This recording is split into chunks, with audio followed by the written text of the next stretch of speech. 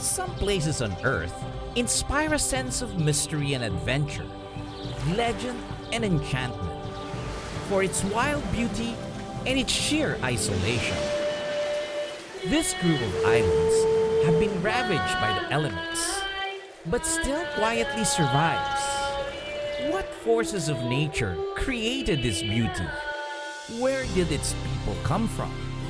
Join us as we attempt to answer the mysteries of the northernmost islands of the Philippines, Batanes.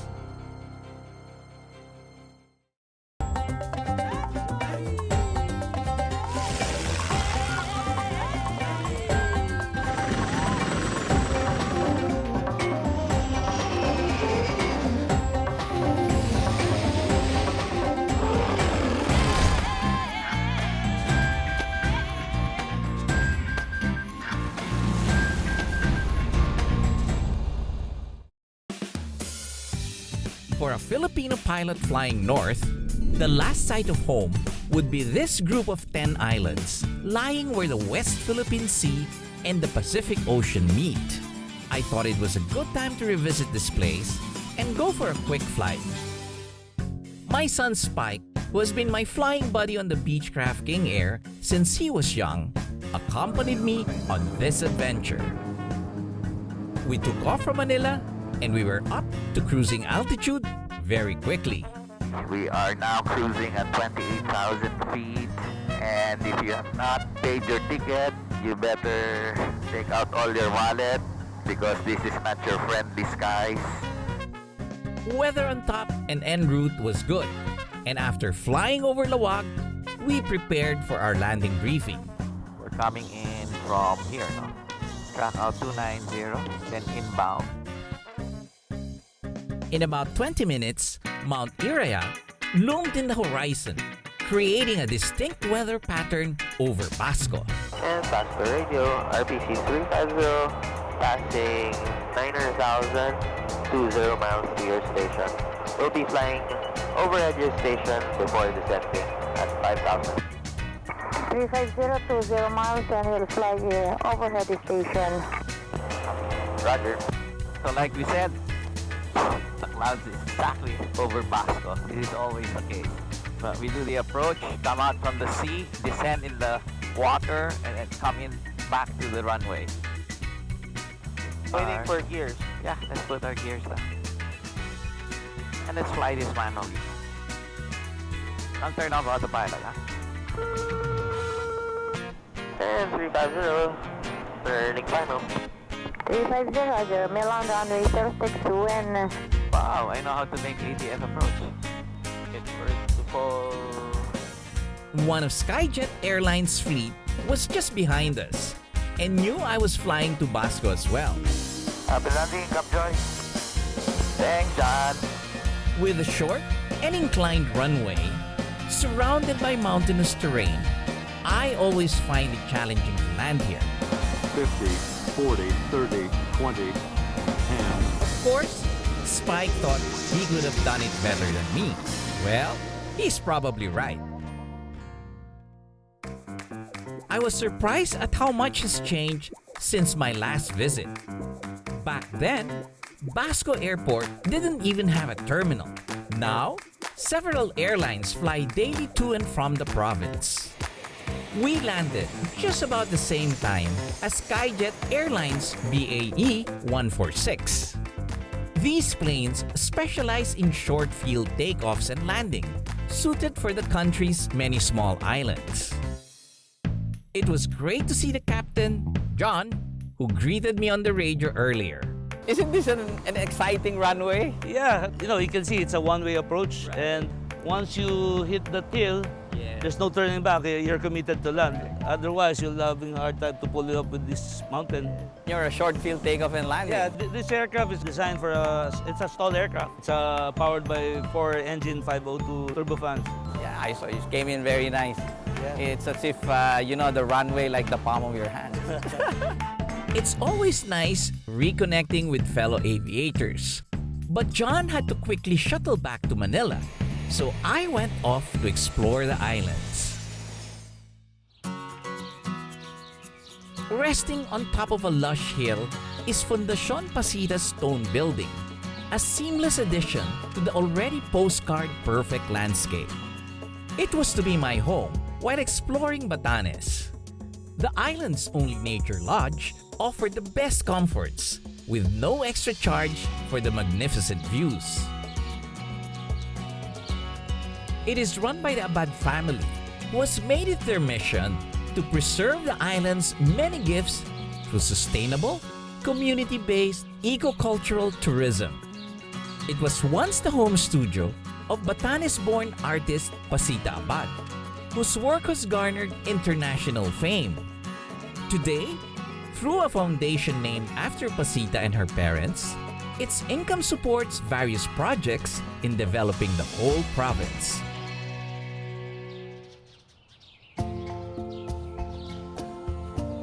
There is so much I want to understand about this place. So the next morning, I went off to find out the story of these islands. Here in the main island of Batan, the landscape is dominated by Mount Iraya and its seemingly perpetual cloud cover. Volcanic in origin, Batanes was formed over millions of years. These boulders came from the eruption of Mount Iraya centuries ago. It is said that these scattered boulders used to be rough, but were eventually polished by the strong waves. These same forces shaped the people to become hardy and resilient in order to survive. The town is celebrating its fiesta. Wanting to learn more about the Ivatans, the island's original dwellers, I went over to the Basco Central School, where I met with Mayor Ann Viola, a strong advocate of Ivatan culture and arts. She was coaching some kids on performing the Palo Palo.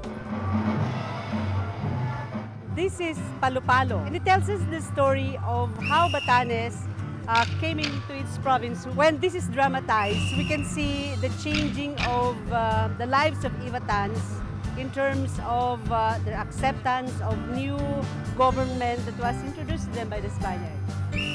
Did they easily accept at that time? It took them almost a century before they finally accepted.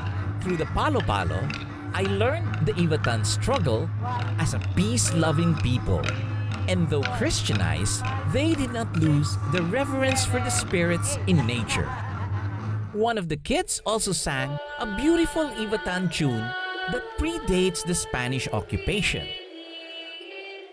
This is a laji. Laji is the folk lyric tradition of Ivatan, a poetic expression of their emotions, where they could not express it in plain words. They are being sung. The song is about welcoming birds or visitors into one's home and serving them the best tasting wine. It represents the Ivatans' innate hospitality. Mayor Ann tells me that in the olden times, when a farmer sings this tune in the fields, he or she will get a reply in the form of a song from another farmer in a distant mountain. What a beautiful way to communicate in these rolling hills. Batanes is hilly terrain as far as you can see. Not the most ideal conditions for farming, but not for the Ivatans, who have long mastered living in harmony with the environment. Cows are free to graze the land, and they seem to have shorter legs on one side. How else can they stand almost vertically on these slopes? I went for a closer look and found myself on a hillside farm. The island's volcanic origin has blessed it with fertile soil. Good morning. What are you harvesting today? Kamote. This is pitang. This is the popular kamote here. It bears plenty of fruit. Root crops are a very good choice because they remain underground even through unfavorable weather. What if there's a typhoon? The leaves will be destroyed, but the fruit will not be destroyed. So this is the reason why it's a sure crop. Can I learn how to harvest? Oh, you have an extra one. You have to dig the roots. How do I dig for that? So I dig for this, Oh, here we are. I got one, but it's very small. This is almost like digging for gold. That's how people of Batanes live. They have to be industrious. Kunting tiyaga. Maybe I'm the lucky one. Maybe I'll get a bigger one compared to what you have. So I will start with the root, and then I start to dig on the side. Oh, yeah. On the side. Okay, this one is a bigger one. Ooh. Now, this one's a giant. After our hard work, it was time to enjoy the fruits of our labor with a feast of our harvest and some flying fish. This makes for a typical breakfast in the area. Sarap. I think I will migrate here already. And with this view, so nice to have breakfast with this kind of view. Peace-loving, hospitable, and hardworking. These are only some of the qualities I have discovered about the Ivatans, and I have barely scratched the surface for some kamote. Up next, I continue to get to know these mystical islands and understand more about the Ivatans' rich cultural heritage.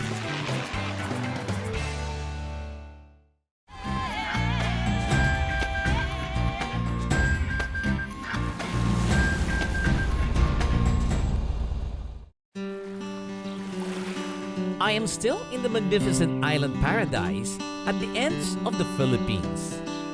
A stay in Fundacion Pacita is not complete without experiencing its very own restaurant, Cafe de Tucon. Patsy Abad welcomes me into the cafe with its charming interiors and unbeatable view.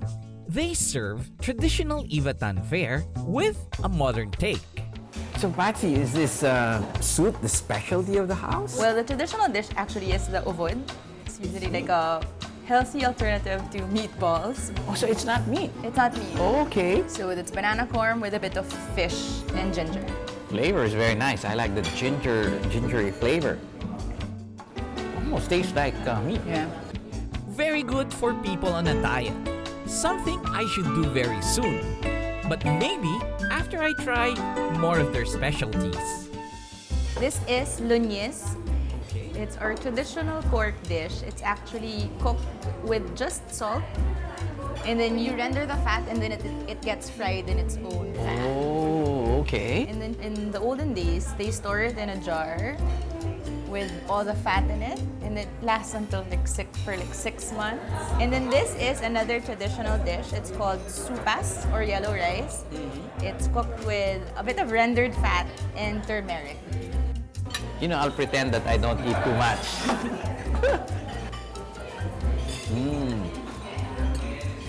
Nice. It's because of the pig. They use organic, kamote-fed pig. Kamote is the secret there. Yeah. It's very sweet. Wow, this is good. The cafe makes use of the island's abundant produce, so ingredients are guaranteed fresh. We have our farm just across, well, behind this hill. And then we also have suppliers from our neighboring farms. Whatever's available in their farm, we get them and then we come up with something. So if the food is not here yet, somebody's still running down the hill. Actually, that happens sometimes. There's no basil! So someone has to run. Fundacion Pacita is not the only place where one finds vibrant works of art. The province seems to have an abundance of talented artists. With the support of Pacita Abad, young Ivatan artists thrive here. I visited Xavier, who put up the Yarrow Gallery, a cooperative that supports local artists. I noticed that a lot of people here in Batanes are very artistic. Is it because of culture of art or the government encouraging you? Or is it just an interest of everyone? Because of the beautiful surrounding. Batanes itself is an art. The moment you get out of your house, you can see the beautiful landscapes. So it's an inspiration for everyone, huh? That's one of the most influence to the artist, the scenes. The artists are focused on the culture and heritage of Batanes. Without a doubt, any artist would never run out of inspiration being in a place like this. Anywhere I look, the views are just breathtaking. With the immense expanse of the sea meeting the sky, framed by the endless sight of hills, it makes one think about how incredibly blessed the Ivitans are to live in nature's splendor. But where did they come from?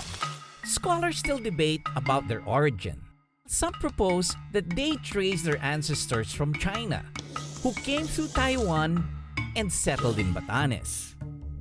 They are said to be of the same lineage that spread across the Pacific Islands. But whatever their ancestry, the Ivitans have become a people worthy of this island, because living in this paradise can be both a blessing and a curse. Being in the general vicinity of the typhoon path coming from the Pacific, Batanes' iconic stone houses are a response to this constant threat. This is the oldest existing house here in Batanes. It was built in 1887. And during the earthquake of 1918, this was the only house that was left standing. They are built low to withstand strong winds and made with a sturdy mixture of lime, stone, and cogon. Houses are huddled together in tight clusters, so they have a better chance of weathering typhoons. For such small islands, Batanes has the largest territorial waters in the Philippines, but they generate strong currents, making it treacherous for light sea craft. The age-old tataya makes fishing here possible, lightweight, oar-driven, and free of outriggers. These boats dance with the waves. Fishermen can only go out to sea for 3 months of the year, so they have to make sure they catch enough to last them during the typhoon season. The dibang, or flying fish, is a favorite catch. But more than for their own consumption, they are used as bait for the bigger dorado, or dolphin fish. I chanced upon a fisherman who was just coming back with a good haul of dorado, so named for its golden flank. This is a really big fish. It's quite heavy as well. And yeah, they're very nicely colored fish. Huh? Here the tradition is you clean up the fish right here in the water. It feeds the smaller fish as well. After cleaning, the catch is brought to the fisherman's home to prepare for drying. Drying food is a process that the locals have adapted due to the unpredictability of the weather here in Batanes. Here, they have dried fish they have caught from the sea. Horencio, another one of the lucky ones with an early catch, showed me how this is done. Tapos kinakat nyo siya ng ganun para pati loob dried ng konti. Mas madaling matuyo. Bago nyo ibilad, may binababad ba kayo? Nilalagyan ba ng suka, ng asin? Asin lang. Asin lang, dry lang, tapos bilad na. And how long ang proseso pag bilad? Kano katagal? Mga 4 na araw, 5. Each house spilled over with dried fish on their roofs and windows. Surprisingly, Batanes is one province where you won't find a public market. That's because each home has to be self-sufficient, whatever the weather. Up next, we find our way through the island's scenic roads and discover its legacy for the future.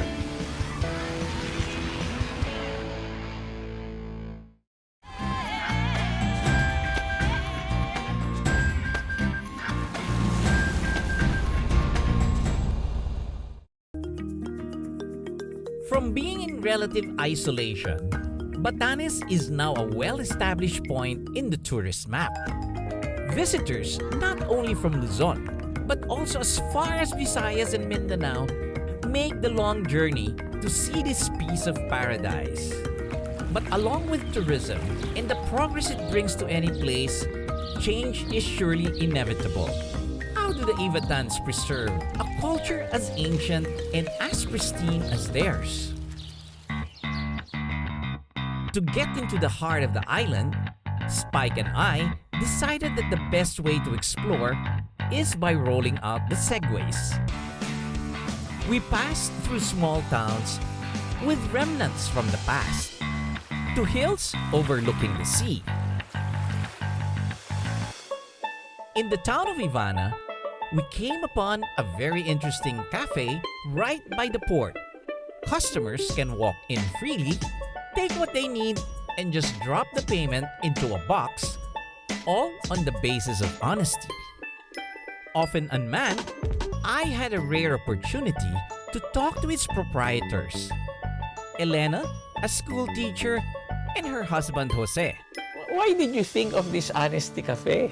As soon as I retired, he put up a small kubo-kubo there, and then I placed water. I have been longing to help other people, especially when I was still teaching. I saw that the difficulty of people to and from Subtang who could not find somewhere to drink water. No staff or security cameras, just the Lord's watchful eye and your own conscience.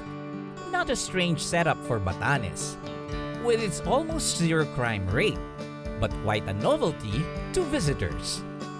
Are you happy that you've changed people's attitude towards being honest? People even from other countries say, we have heard of this and we came here just to find out if it is true. Hearing them say that this is an extraordinary kind of business. It was the couple's way of preserving Ivatan character and setting an example for the world to follow. Ivana is the jump-off point to the next inhabited island, Subtang, which we took the opportunity to see. Well, we're headed to the next island further south, which is called Subtang. If they can take motorcycles, I guess we can take the segways too. It was an early morning trip aboard a traditional falua. They say the boat was purposely built without an outrigger so that it could ride the waves instead of go against them. Pretty soon, we were back on dry land. We were there in time for the Vakul Kanayu Festival, which pays tribute to the traditional Ivatan all-weather gear. Aling Leti, a member of the Subtang Weavers Association, taught me all about this unique type of clothing. So, Aling Leti, ano hong klase itong headgear na to? Tsaka saan ginagamit? Ito ang bakol na ito ang gagawin namin protection sa init at saka sa ulan. Pero talaga ho, waterproof ba ito talaga? Oo, talaga. Waterproof? Saka may pair niya ng ala ng basket. Punta kami sa bukid, dito ang gamitin namin. Parang backpack. Sa likod nyo nilalagay. Pati cover. I see. Takip niya na. Okay. Galing na idea.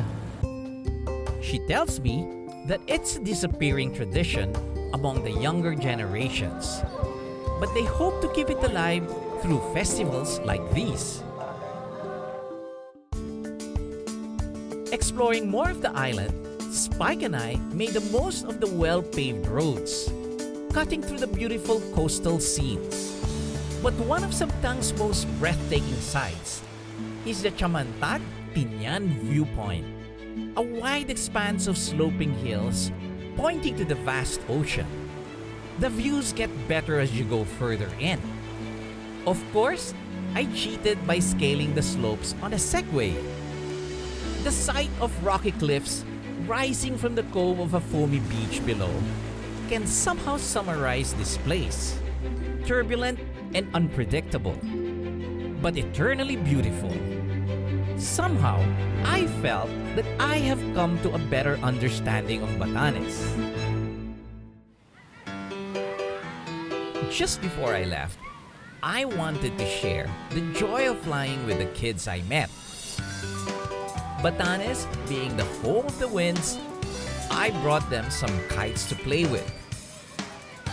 There could not have been a better place to experience the simplest form of flying. In turn, the kids introduced me to their favorite game with equally simple materials, coconut fronts, and the endless hills. The kids insisted that I should play with them hunos-hunos. I will see if I can survive this. Can you guys teach me how to do it? I will just put my feet and slide. Do I pray first? Okay.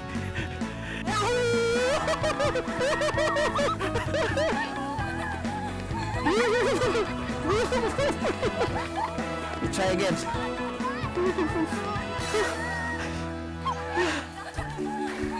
I am too old for this. So can I do that? It's like surfing. So parang surfing. I cannot do. You don't believe in me? Nah, it's too hard. I think I give up. Watching the kids enjoy this natural playground made me hopeful about the future of Batanes. Aviation may have ended its isolation and brought about change. But this place has nurtured a people of great strength and character. Let us hope the Ivatan's heart and soul remains the same amidst these winds of change in their lives. This has been your captain, Joy Roa. See you in the next Asia